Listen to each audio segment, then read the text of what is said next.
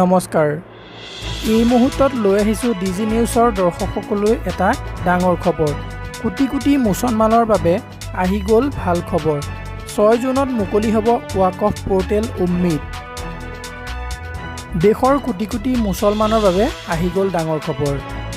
ৱাকফ সম্পত্তি পঞ্জীয়নৰ বাবে শীঘ্ৰেই মুকলি হ'ব পৰ্টেল।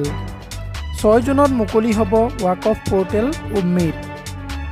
ৱাকফ সম্পত্তি পঞ্জীয়ন কৰাৰ বাবে মুকলি হ'ব এই পৰ্টেল উম্মিদ। এই পৰ্টেলৰ জৰিয়তে দেশৰ সকলো ৰাজ্যৰ ৱাকফ সম্পত্তিসমূহ পঞ্জীয়ন কৰিব লাগিব। 6 মাহৰ ভিতৰত এই পৰ্টেল পঞ্জীয়ন কৰিব লাগিব ৱাকফ সম্পত্তি। সকলো ৱাকফ সম্পত্তিৰ বিৱৰণ সন্নিৱিষ্ট কৰিব লাগিব এই পৰ্টেলত। ৱাকফ সংশোধনী আইনক লৈ বৰ্তমানেও বিচাৰাধীন হৈ আছে উচ্চতম ন্যায়ালয়ত।